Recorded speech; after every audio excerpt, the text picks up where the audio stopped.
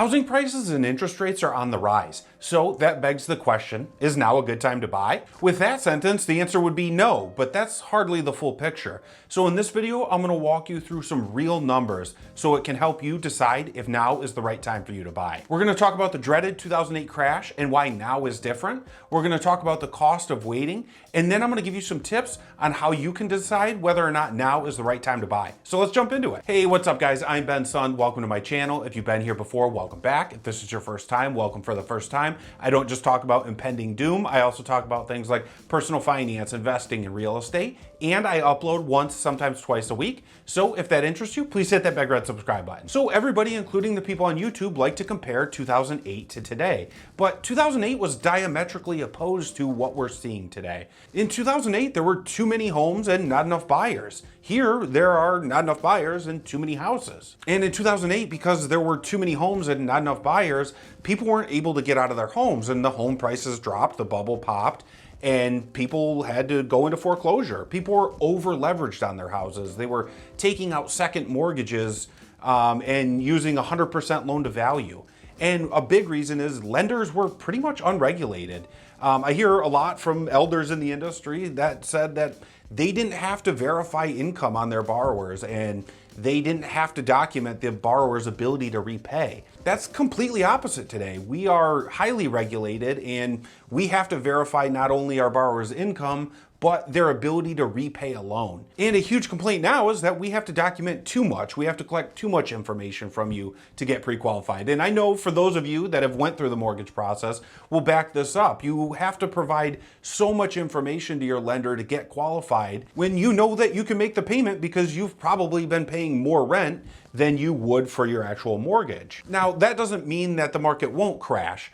Just because there's a different cause or the market looks a little different doesn't mean that there couldn't be the same outcome. So let's go through some real numbers to see where we're at. Let's get a baseline for where we're at in the market and see if we think the market's going to crash. So as of right now in 2022, the interest rates are about 6.5% to 7%.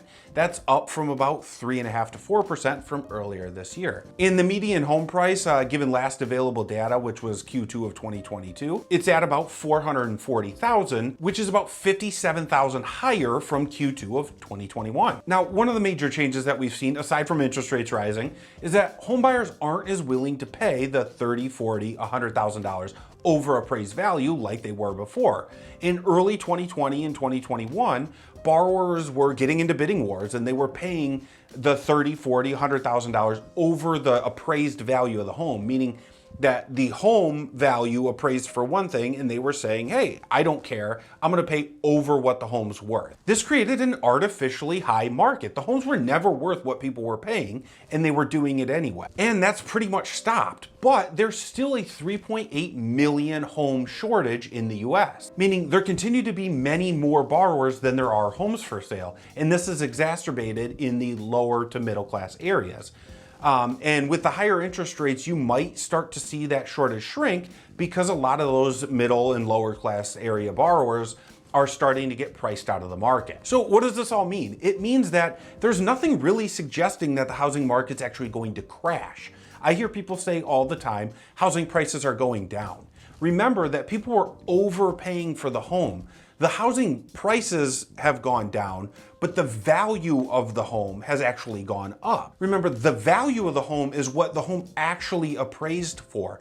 People were paying $30,000, $40,000, $100,000 over that value to get the home. So it made the housing prices look like they were higher than what they actually should have been.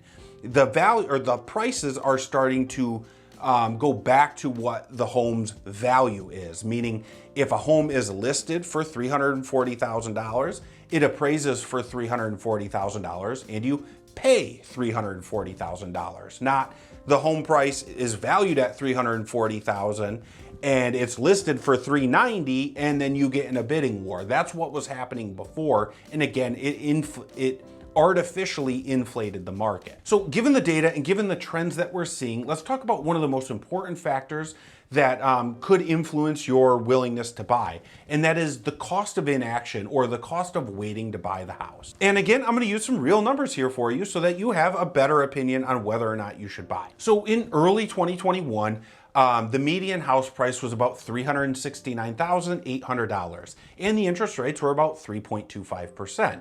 So you would have had an out-of-pocket, meaning to close on that house, you would have had to pay about $22,000, and that's considering a 5% down payment.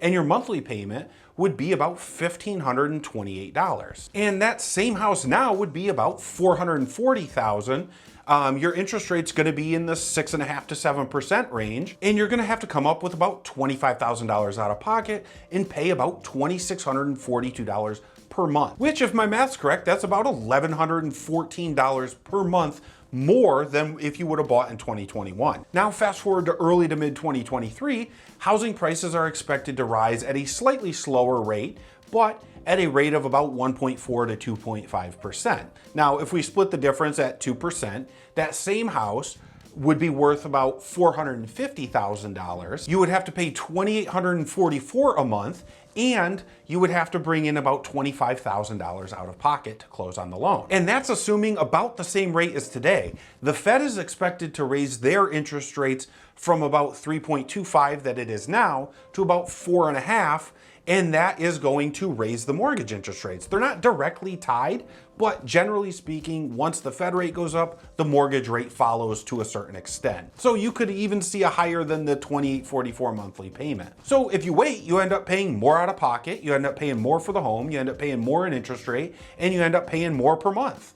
And keep in mind, if that interest rate drops, you can refinance your house. That would save you on your monthly payment, save you on the interest, and you have continued to build equity all along. So just as a comparison, I know we can't go back in time to 2021, but if you would have bought in 2021 the $369,000 house at $1,500 a month, and you were to save the difference between that payment and the payment you would have now at $2,642 a month, so about $1,100 a month savings, in just 5 years, you would have about $77,000 in savings at a 6% annual rate of return. That same instance can apply between now and the years going forward. Check out this next video where I give you in-depth tips on how to determine if you're ready to buy a house.